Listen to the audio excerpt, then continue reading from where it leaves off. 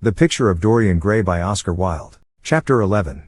For years, Dorian Gray could not free himself from the influence of this book. Or perhaps it would be more accurate to say that he never sought to free himself from it. He procured from Paris no less than 9 large paper copies of the first edition, and had them bound in different colors, so that they might suit his various moods and the changing fancies of a nature over which he seemed, at times, to have almost entirely lost control. The hero, the wonderful young Parisian in whom the romantic and the scientific temperaments were so strangely blended, became to him a kind of prefiguring type of himself. And, indeed, the whole book seemed to him to contain the story of his own life, written before he had lived it. In one point he was more fortunate than the novel's fantastic hero. He never knew, never, indeed, had any cause to know, that somewhat grotesque dread of mirrors, and polished metal surfaces, and still water which came upon the young Parisian so early in his life, and was occasioned by the sudden decay of a beau that had once, apparently, been so remarkable. It was with an almost cruel joy, and perhaps in nearly every joy, as certainly in every pleasure, cruelty has its place,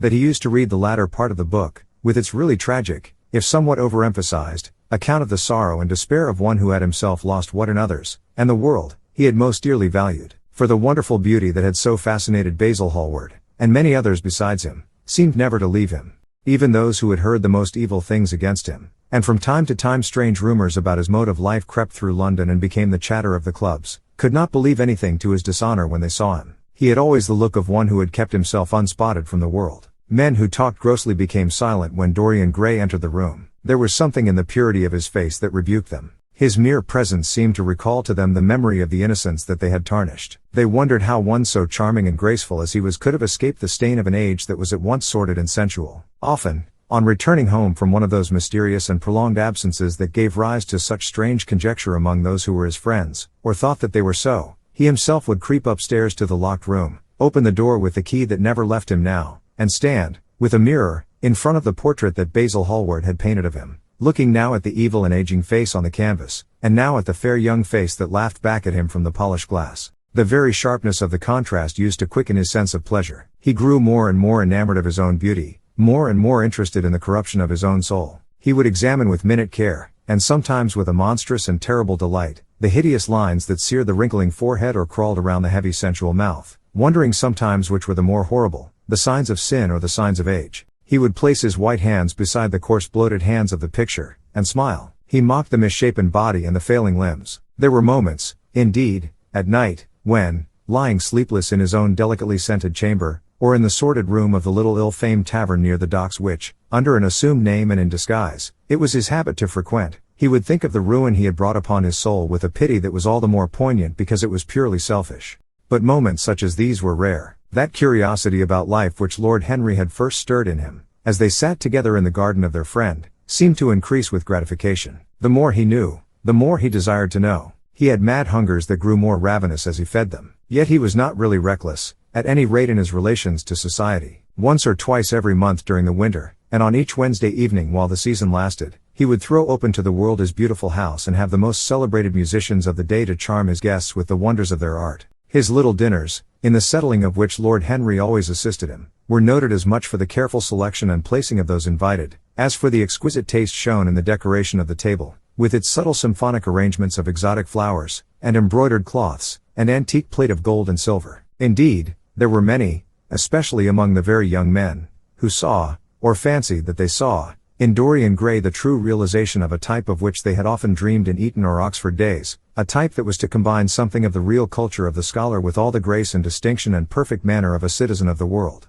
To them he seemed to be of the company of those whom Dante describes as having sought to make themselves perfect by the worship of beauty. Like Gautier, he was one for whom the visible world existed. And, certainly, to him life itself was the first, the greatest, of the arts, and for it all the other arts seemed to be but a preparation. Fashion, by which what is really fantastic becomes for a moment universal, and dandyism, which, in its own way, is an attempt to assert the absolute modernity of beauty, had, of course, their fascination for him. His mode of dressing, and the particular styles that from time to time he affected, had their marked influence on the young exquisites of the Mayfair balls and Pall Mall club windows, who copied him in everything that he did, and tried to reproduce the accidental charm of his graceful, though to him only half-serious, fopperies. For, while he was but too ready to accept the position that was almost immediately offered to him on his coming of age, and found, indeed, a subtle pleasure in the thought that he might really become to the London of his own day what to imperial Neronian Rome the author of the Satyricon once had been, yet in his inmost heart he desired to be something more than a mere arbiter elegantiarum, to be consulted on the wearing of a jewel, or the knotting of a necktie,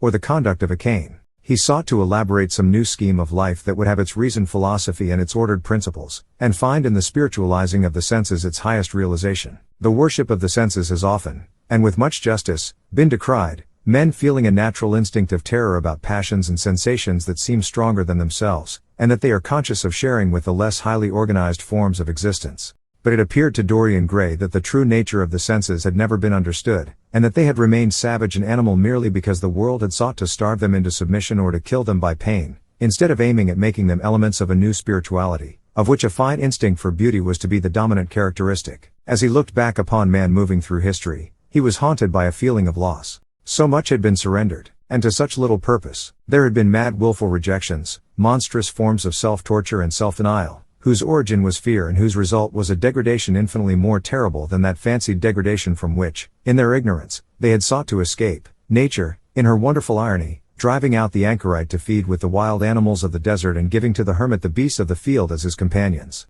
Yes, there was to be, as Lord Henry had prophesied, a new hedonism that was to recreate life and to save it from that harsh uncomely puritanism that is having, in our own day, its curious revival. It was to have its service of the intellect, certainly, yet it was never to accept any theory or system that would involve the sacrifice of any mode of passionate experience. Its aim, indeed, was to be experience itself, and not the fruits of experience, sweet or bitter as they might be. Of the asceticism that deadens the senses, as of the vulgar profligacy that dulls them, it was to know nothing. But it was to teach man to concentrate himself upon the moments of a life that is itself but a moment. There are few of us who have not sometimes wakened before dawn, either after one of those dreamless nights that make us almost enamored of death, or one of those nights of horror and misshapen joy, when through the chambers of the brain sweep phantoms more terrible than reality itself, and instinct with that vivid life that lurks in all grotesques, and that lends to Gothic art its enduring vitality, this art being, one might fancy, especially the art of those whose minds have been troubled with the malady of reverie. Gradually white fingers creep through the curtains, and they appear to tremble. In black fantastic shapes, dumb shadows crawl into the corners of the room and crouch there. Outside,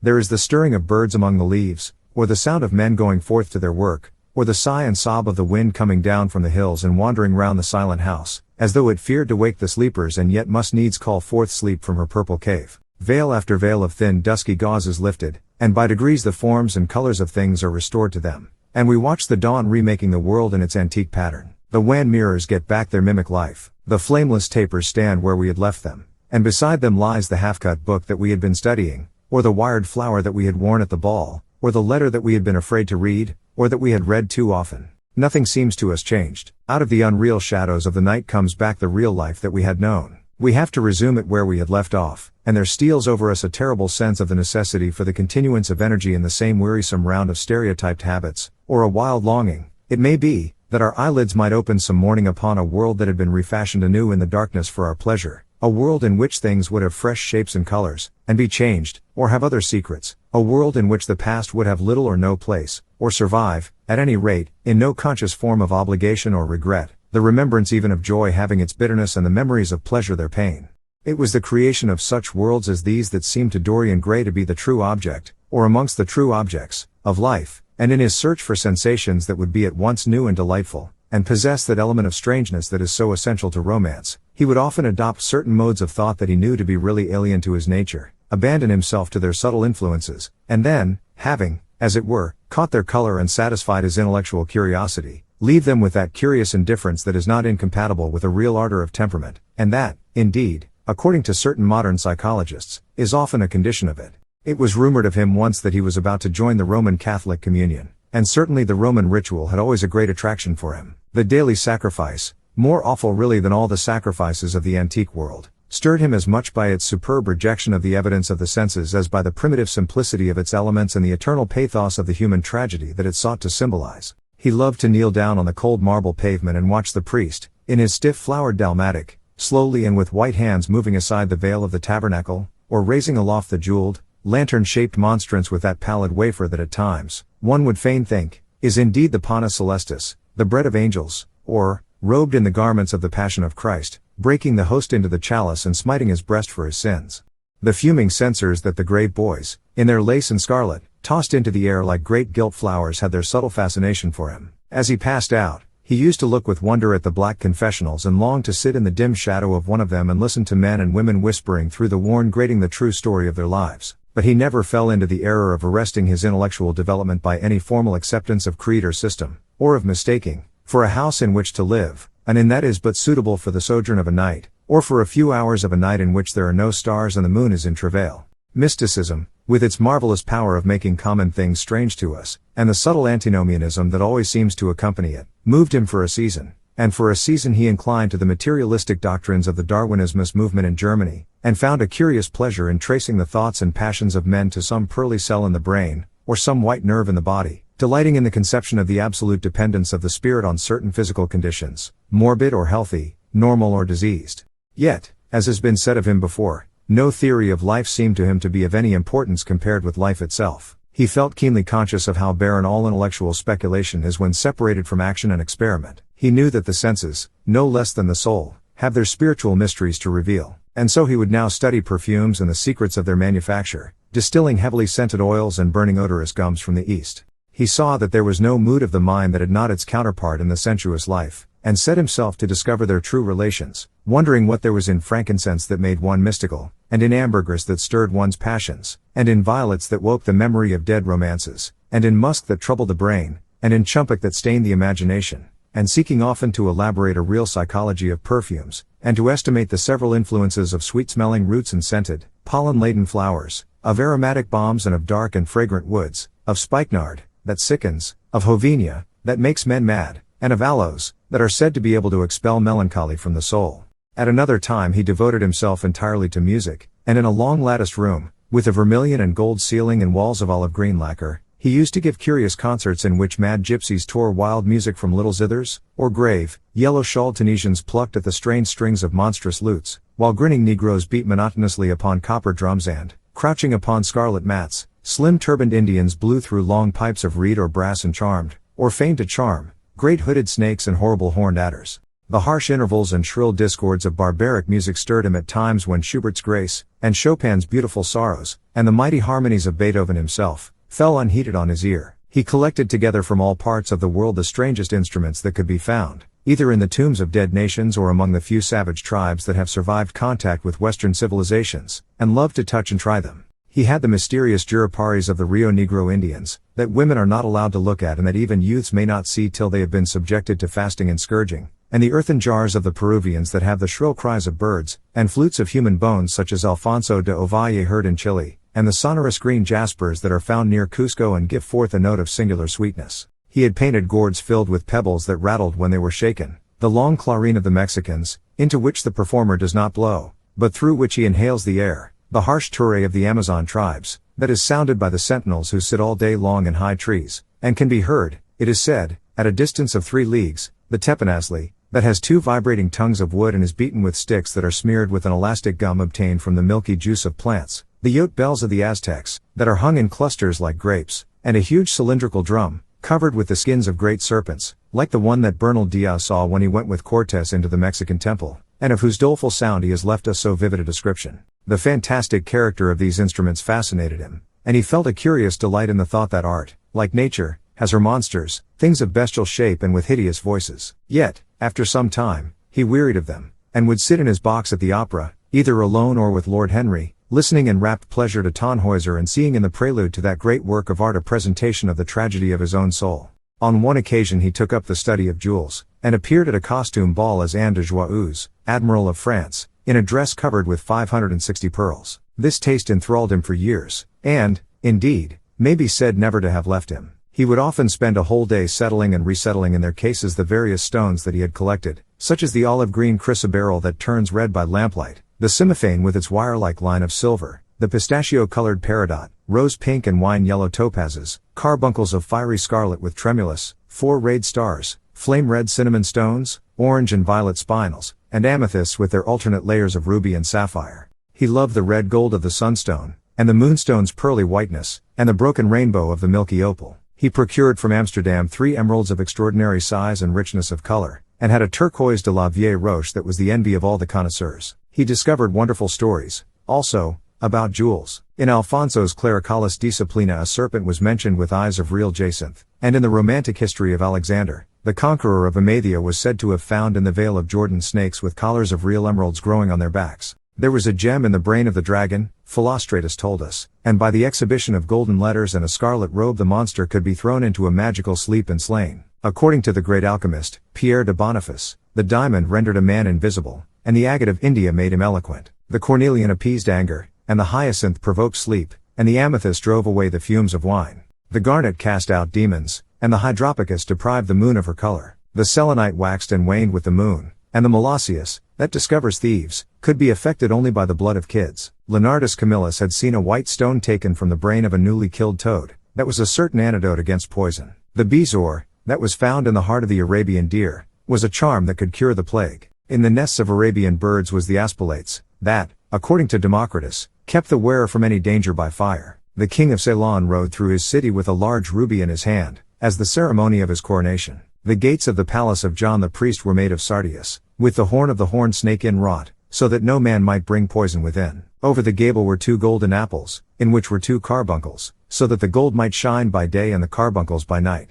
In Lodge's strange romance A Marguerite of America, it was stated that in the chamber of the queen one could behold all the chaste ladies of the world, inchest out of silver, looking through fair mirrors of chrysolites, carbuncles, sapphires, and green emeralds. Marco Polo had seen the inhabitants of Zipangu place rose-colored pearls in the mouths of the dead. A sea monster had been enamored of the pearl that the diver brought to King Perosus, and had slain the thief, and mourned for 7 moons over its loss. When the Huns lured the king into the great pit, he flung it away. Procopius tells the story, nor was it ever found again, though the Emperor Anastasius offered 500 weight of gold pieces for it. The king of Malabar had shown to a certain Venetian a rosary of 304 pearls, one for every god that he worshipped. When the Duc de Valentinois, son of Alexander VI, visited Louis XII of France, his horse was loaded with gold leaves, according to Brantome, and his cap had double rows of rubies that threw out a great light. Charles of England had ridden in stirrups hung with 421 diamonds. Richard II had a coat, valued at 30,000 marks, which was covered with Balas rubies.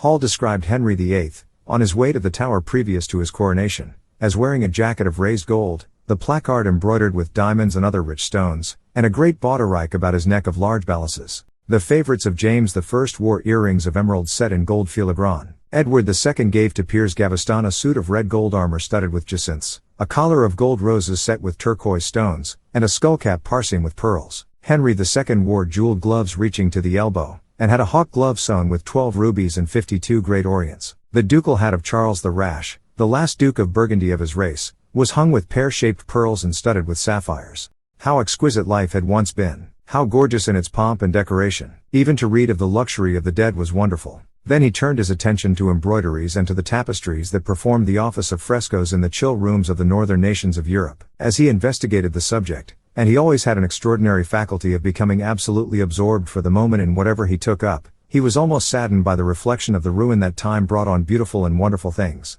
He, at any rate, had escaped that. Summer followed summer, and the yellow jonquils bloomed and died many times, and nights of horror repeated the story of their shame, but he was unchanged. No winter marred his face or stained his flower-like bloom. How different it was with material things. Where had they passed to? Where was the great crocus-colored robe, on which the gods fought against the giants, that had been worked by brown girls for the pleasure of Athena? Where the huge velarium that Nero had stretched across the Colosseum at Rome, that Titan sail of purple on which was represented the starry sky, and Apollo driving a chariot drawn by white, gilt-reined steeds? He longed to see the curious table napkins wrought for the priest of the sun, on which were displayed all the dainties and viands that could be wanted for a feast, the mortuary cloth of King Chilperic, with its 300 golden bees, the fantastic robes that excited the indignation of the Bishop of Pontus and were figured with lions, panthers, bears, dogs, forests, rocks, hunters, all, in fact, that a painter can copy from nature, and the coat that Charles of Orleans once wore, on the sleeves of which were embroidered the verses of a song beginning Madame, Je suis tout joyeux, the musical accompaniment of the words being wrought in gold thread, and each note, of square shape in those days, formed with 4 pearls. He read of the room that was prepared at the palace at Reims for the use of Queen Joan of Burgundy and was decorated with 1,321 parrots, made in broidery, and blazoned with the king's arms, and 561 butterflies, whose wings were similarly ornamented with the arms of the queen, the whole worked in gold. Catherine de Medicis had a morning bed made for her of black velvet powdered with crescents and suns. Its curtains were of damask, with leafy wreaths and garlands, figured upon a gold and silver ground, and fringed along the edges with broideries of pearls, and it stood in a room hung with rows of the Queen's devices in cut black velvet upon cloth of silver. Louis XIV had gold-embroidered caryatides 15 feet high in his apartment. The state bed of Sobieski, King of Poland, was made of Smyrna gold brocade embroidered in turquoises with verses from the Quran.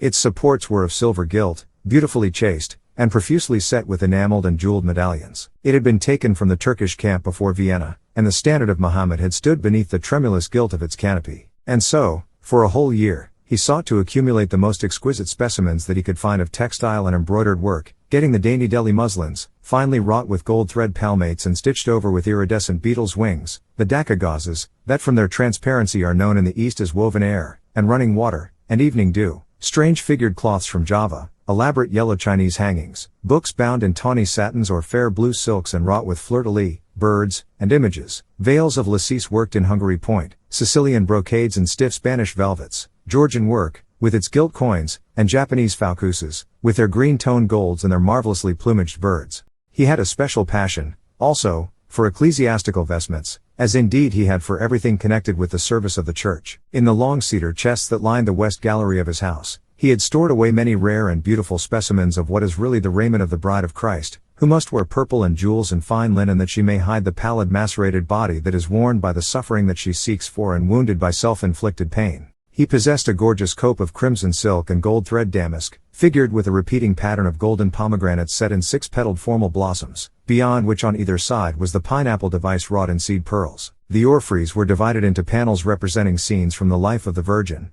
and the coronation of the Virgin was figured in colored silks upon the hood. This was Italian work of the 15th century. Another cope was of green velvet, embroidered with heart-shaped groups of acanthus leaves, from which spread long-stemmed white blossoms, the details of which were picked out with silver thread and colored crystals. The Morse bore a seraph's head in gold thread raised work. The orphreys were woven in a diaper of red and gold silk, and were starred with medallions of many saints and martyrs, among whom was St. Sebastian.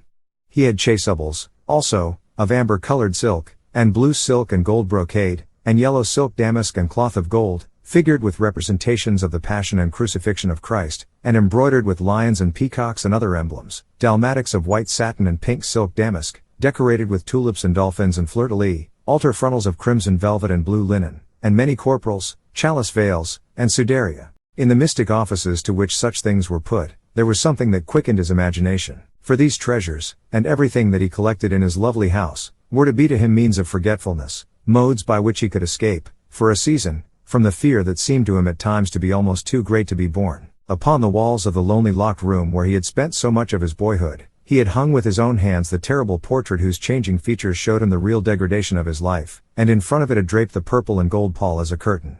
For weeks he would not go there, would forget the hideous painted thing, and get back his light heart, his wonderful joyousness, his passionate absorption in mere existence. Then, suddenly, some night he would creep out of the house, go down to dreadful places near Blue Gate Fields, and stay there, day after day, until he was driven away. On his return he would sit in front of the picture, sometimes loathing it and himself, but filled, at other times, with that pride of individualism that is half the fascination of sin, and smiling with secret pleasure at the misshapen shadow that had to bear the burden that should have been his own. After a few years he could not endure to be long out of England, and gave up the villa that he had shared at Trouville with Lord Henry, as well as the little white walled-in house at Algiers where they had more than once spent the winter. He hated to be separated from the picture that was such a part of his life, and was also afraid that during his absence someone might gain access to the room, in spite of the elaborate bars that he had caused to be placed upon the door. He was quite conscious that this would tell them nothing. It was true that the portrait still preserved, under all the foulness and ugliness of the face, its marked likeness to himself. But what could they learn from that? He would laugh at anyone who tried to taunt him. He had not painted it. What was it to him how vile and full of shame it looked? Even if he told them, would they believe it? Yet he was afraid. Sometimes when he was down at his great house in Nottinghamshire, entertaining the fashionable young men of his own rank who were his chief companions, and astounding the county by the wanton luxury and gorgeous splendor of his mode of life, he would suddenly leave his guests and rush back to town to see that the door had not been tampered with and that the picture was still there. What if it should be stolen? The mere thought made him cold with horror. Surely the world would know his secret then. Perhaps the world already suspected it. For, while he fascinated many, there were not a few who distrusted him. He was very nearly blackballed at a West End club of which his birth and social position fully entitled him to become a member, and it was said that on one occasion, when he was brought by a friend into the smoking room of the Churchill, the Duke of Berwick and another gentleman got up in a marked manner and went out. Curious stories became current about him after he had passed his 25th year. It was rumored that he had been seen brawling with foreign sailors in a low den in the distant parts of Whitechapel, and that he consorted with thieves and coiners and knew the mysteries of their trade. His extraordinary absences became notorious, and, when he used to reappear again in society, men would whisper to each other in corners, or pass him with a sneer, or look at him with cold searching eyes, as though they were determined to discover his secret. Of such insolences and attempted slights he, of course, took no notice, and in the opinion of most people his frank debonair manner, his charming boyish smile, and the infinite grace of that wonderful youth that seemed never to leave him, were in themselves a sufficient answer to the calumnies, for so they termed them, that were circulated about him. It was remarked, however, that some of those who had been most intimate with him appeared, after a time, to shun him. Women who had wildly adored him, and for his sake had braved all social censure and set convention at defiance, were seen to grow pallid with shame or horror if Dorian Gray entered the room. Yet these whispered scandals only increased in the eyes of many his strange and dangerous charm. His great wealth was a certain element of security. Society, civilized society, at least, is never very ready to believe anything to the detriment of those who are both rich and fascinating. It feels instinctively that manners are of more importance than morals, and, in its opinion, the highest respectability is of much less value than the possession of a good chef. And, after all, it is a very poor consolation to be told that the man who has given one a bad dinner, or poor wine, is irreproachable in his private life. Even the cardinal virtues cannot atone for half-cold entrees, as Lord Henry remarked once, in a discussion on the subject, and there is possibly a good deal to be said for his view. For the canons of good society are, or should be, the same as the canons of art. Form is absolutely essential to it. It should have the dignity of a ceremony, as well as its unreality, and should combine the insincere character of a romantic play with the wit and beauty that makes such plays delightful to us. Is insincerity such a terrible thing? I think not. It is merely a method by which we can multiply our personalities. Such, at any rate, was Dorian Gray's opinion. He used to wonder at the shallow psychology of those who conceive the ego in man as a thing simple, permanent, reliable, and of one essence. To him, man was a being with myriad lives and myriad sensations, a complex multiform creature that bore within itself strange legacies of thought and passion, and whose very flesh was tainted with the monstrous maladies of the dead. He loved to stroll through the gaunt cold picture gallery of his country house and look at the various portraits of those whose blood flowed in his veins. Here was Philip Herbert, described by Francis Osborne, in his memoirs on the reigns of Queen Elizabeth and King James, as one who was caressed by the court for his handsome face, which kept him not long company. Was it young Herbert's life that he sometimes led? Had some strange poisonous germ crept from body to body till it had reached his own? Was it some dim sense of that ruined grace that had made him so suddenly, and almost without cause, give utterance, in Basil Hallward's studio, to the mad prayer that had so changed his life? Here, in gold-embroidered red doublet, jeweled surcoat, and gilt-edged ruff and wristbands, stood Sir Anthony Sherard, with his silver and black armor piled at his feet. What had this man's legacy been? Had the lover of Giovanna of Naples bequeathed him some inheritance of sin and shame? Were his own actions merely the dreams that the dead man had not dared to realize? Here, from the fading canvas, smiled Lady Elizabeth Devereux, in her gauze hood, pearl stomacher, and pink-sleeves. A flower was in her right hand, and her left clasped an enameled collar of white and damask roses. On a table by her side lay a mandolin and an apple. There were large green rosettes upon her little pointed shoes. He knew her life, and the strange stories that were told about her lovers. Had he something of her temperament in him? These oval, heavy-lidded eyes seemed to look curiously at him. What of George Willoughby, with his powdered hair and fantastic patches? How evil he looked. The face was saturnine and swarthy, and the sensual lips seemed to be twisted with disdain. Delicate lace ruffles fell over the lean yellow hands that were so overladen with rings. He had been a macaroni of the 18th century, and the friend, in his youth, of Lord Ferrers. What of the second Lord Beckenham, the companion of the Prince Regent in his wildest days, and one of the witnesses at the secret marriage with Mrs. Fitzherbert? How proud and handsome he was, with his chestnut curls and insolent pose. What passions had he bequeathed? The world had looked upon him as infamous. He had led the orgies at Carlton House. The star of the Garter glittered upon his breast. Beside him hung the portrait of his wife, a pallid, thin-lipped woman in black. Her blood, also, stirred within him. How curious it all seemed. And his mother with her Lady Hamilton face and her moist, wine-dashed lips. He knew what he had got from her. He had got from her his beauty, and his passion for the beauty of others. She laughed at him in her loose bacchanti dress. There were vine leaves in her hair. The purple spilled from the cup she was holding. The carnations of the painting had withered, but the eyes were still wonderful in their depth and brilliancy of color. They seemed to follow him wherever he went. Yet one had ancestors in literature as well as in one's own race, nearer perhaps in type and temperament, many of them, and certainly with an influence of which one was more absolutely conscious. There were times when it appeared to Dorian Gray that the whole of history was merely the record of his own life, not as he had lived it in act and circumstance, but as his imagination had created it for him, as it had been in his brain and in his passions. He felt that he had known them all, those strange terrible figures that had passed across the stage of the world and made sin so marvelous and evil so full of subtlety. It seemed to him that in some mysterious way their lives had been his own. The hero of the wonderful novel that had so influenced his life had himself known this curious fancy. In the 7th chapter he tells how, crowned with laurel, lest lightning might strike him, he had sat, as Tiberius, in a garden at Capri, reading the shameful books of Elephantis, while dwarfs and peacocks strutted round him and the flute player mocked the swinger of the censer, and, as Caligula, had caroused with the green-shirted jockeys in their stables and supped in an ivory manger with a jewel-frontleted horse, and, as Domitian, had wandered through a corridor lined with marble mirrors, looking round with haggard eyes for the reflection of the dagger that was to end his days, and sick with that ennui, that terrible tedium vitae, that comes on those to whom life denies nothing, and had peered through a clear emerald at the red shambles of the circus and then, in a litter of pearl and purple drawn by silver-shod mules, been carried through the street of pomegranates to a house of gold and heard men cry on Nero Caesar as he passed by, and, as Elagabalus, had painted his face with colors, and plied the distaff among the women, and brought the moon from Carthage and given her in mystic marriage to the sun. Over and over again Dorian used to read this fantastic chapter, and the 2 chapters immediately following, in which, as in some curious tapestries or cunningly wrought enamels, were pictured the awful and beautiful forms of those whom vice and blood and weariness had made monstrous or mad. Filippo, Duke of Milan, who slew his wife and painted her lips with a scarlet poison that her lover might suck death from the dead thing he fondled. Pietro Barbi, the Venetian, known as Paul II, who sought in his vanity to assume the title of Formosus, and whose tiara, valued at 200,000 florins, was bought at the price of a terrible sin. John Maria Visconti, who used hounds to chase living men and whose murdered body was covered with roses by a harlot who had loved him. The Borgia on his white horse, with fratricide riding beside him and his mantle stained with the blood of Perato. Pietro Riario, the young Cardinal Archbishop of Florence, child and minion of Sixtus IV, whose beauty was equalled only by his debauchery, and who received Leonora of Aragon in a pavilion of white and crimson silk, filled with nymphs and centaurs, and gilded a boy that he might serve at the feast as Ganymede or Hylas. Ezelin, whose melancholy could be cured only by the spectacle of death, and who had a passion for red blood,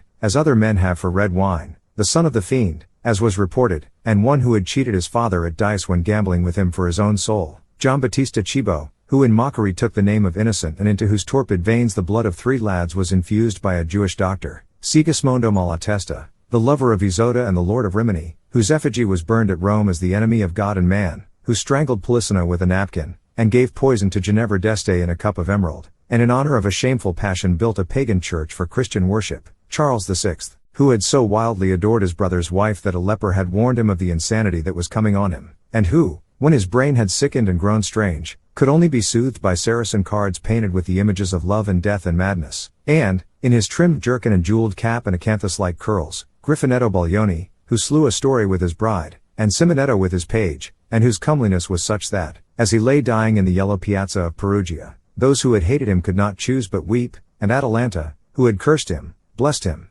There was a horrible fascination in them all. He saw them at night, and they troubled his imagination in the day. The Renaissance knew of strange manners of poisoning by a helmet and a lighted torch, by an embroidered glove and a jeweled fan, by a gilded pomander and by an amber chain. Dorian Gray had been poisoned by a book. There were moments when he looked on evil simply as a mode through which he could realize his conception of the beautiful.